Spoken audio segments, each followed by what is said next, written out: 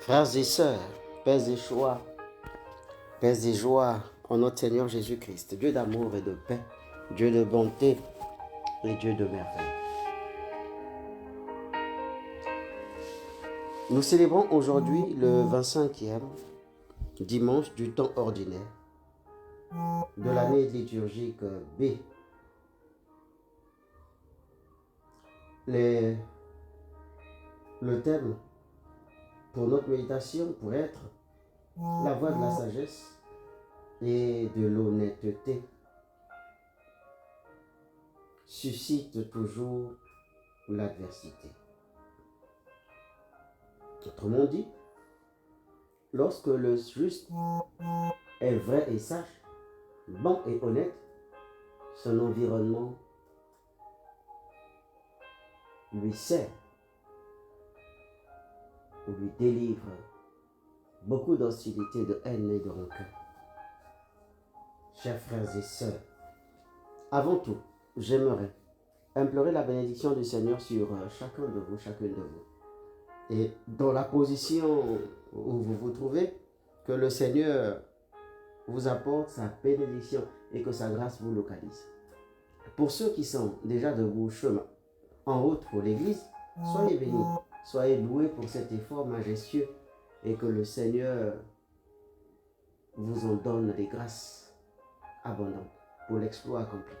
Et ceux qui recherchent encore la force pour se lever de leur lit et eux aussi emprunter le chemin de l'église, honorer ce rendez-vous dominical aussi important qu'il est, que le Seigneur vous fortifie et vous rende si courageux que vous soyez à la hauteur, j'allais dire, de cette promesse. Et à vous aussi, que la bénédiction du Seigneur soit donnée. À nos frères et sœurs malades, à ceux qui sont empêchés, qui ne pourront pas communier à la fraternité de l'assemblée ecclésiale en ce dimanche. Que le Seigneur miséricordieux soit des vôtres et vous procure aussi sa bénédiction. Chers frères et sœurs, la jalousie et les rivalités mènent au désordre et à toutes sortes d'actions malfaisantes. Au contraire, la sagesse qui vient d'en haut, elle est d'abord pure, puis pacifique. Elle rend bienveillante, elle pousse à beaucoup d'union, de conciliation. Elle est pleine de miséricorde et féconde en bons fruits, sans parti pris, sans hypocrisie. C'est ce que nous rapporte Saint Jacques dans la première lecture que nous avons écoutée. Dans cet élan, nous sommes appelés à réfléchir sur la nature de notre conduite chrétienne à la lumière des Écritures, parce qu'elle est cette lumière, bien sûr, et les Écritures, peut-être, sont l'atout nécessaire pour nous éviter le piège de la méchanceté. Les passages que nous avons lus évoquent chacun les dérives profondes de la jalousie, la violence, la médisance, le complot, le manque d'humilité, bref, la méchanceté en général et dans toutes ses facettes. Contre ce que signifie réellement vivre en disciple du Christ, juste et bon, recherchant la paix et le bien-être de tous. Bien-aimés, au premier plan, le livre de la sagesse nous rappelle que l'homme juste, par son engagement dans ce qui est droit et honnête, devient souvent la cible de la jalousie et de l'adversité. Il dérange nos façons de penser.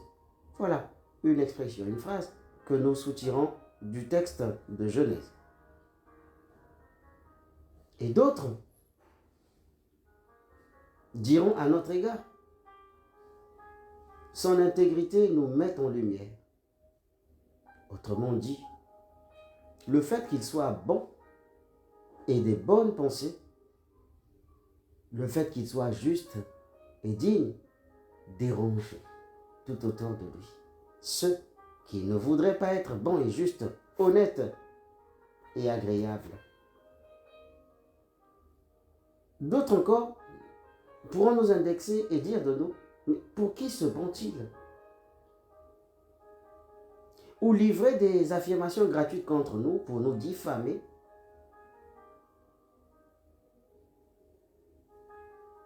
Ah, il n'existe pas des saints vivants. Croit-il qu'il soit plus parfait que tout le monde? Qu'est-ce qu'il veut nous montrer? Ou, quand ils veulent être assez doux avec nous, ils peuvent dire, mais il est zélé ce monsieur. Ce chrétien, mais il est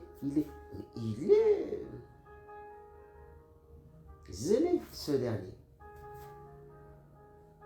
Frères et sœurs bien-aimés, ce que nous devons comprendre ici, c'est que la vie chrétienne ne promet pas l'absence du danger.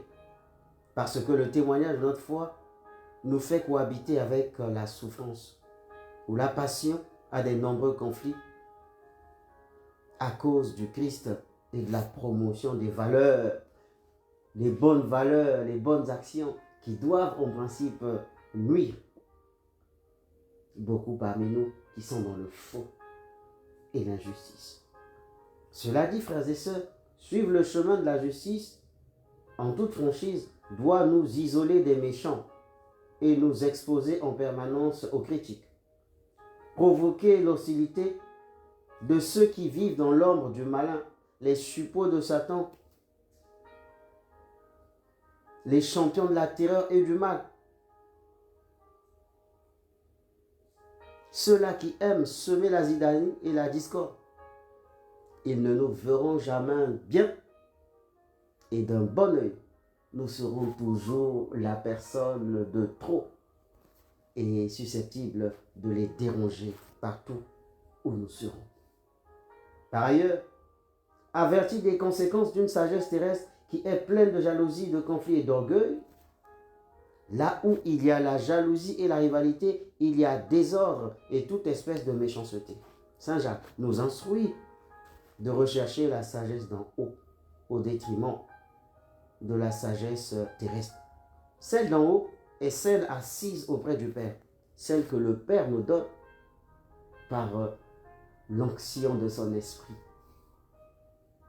par le talent de son amour, par la crème de sa justice, par l'astuce et le bonheur de sa paix. En tant que chrétiens, nous sommes donc éveillés à la paix, en nourrissant dans notre cœur des pensées pacifiques et à les faire se déployer à travers des actes de bienveillance, pleins de miséricorde et porteurs de bons fruits. Nous serons toujours pour Dieu des témoins véritables et pour les hommes pernicieux, les hommes vicieux, une menace potentielle. Cette sagesse nous aidera à naviguer à travers les tempêtes de la jalousie et de la convoitise des uns comme des autres contre nous et qui seront toujours l'objet ou la qualité de nos relations dans le monde. Oui, comme le souligne le psaume 53-54, les étrangers se lèveront contre nous. Des puissants chercheront notre perte sans craindre Dieu. Mais Dieu viendra toujours à notre aide, lui le Seigneur, qui est notre appui entre tous ou contre tous. Par conséquent, que faut-il faire et comment doit-on agir dans le monde contre l'adversité qui nous sera ou qui nous est infligée? Bien-aimés frères et sœurs, chers tous, face à l'épreuve, une seule directive est bonne. Avoir une conduite chrétienne, c'est-à-dire irréprochable. Cultiver l'humilité, pratiquer la bienveillance, chercher l'unité et entretenir la paix à travers l'amour. Sauvegarder la communion par le pardon avec la réconciliation comme cheval de Troie. La prière, dans son invocation à l'Esprit Saint, comme cette sève qui apportera toujours vie et dynamisme positif à notre témoignage de vie, à notre exister comme chrétien, à notre pratique de foi selon le cœur de Dieu et selon la volonté du Père. Enfin, il nous faut aussi apprendre à se contenter ou à se concentrer sur l'essentiel, car en effet, notre valeur ne dépend pas de l'approbation des autres, mais de notre identité chrétienne sobre et résolue sur le modèle du Christ Jésus.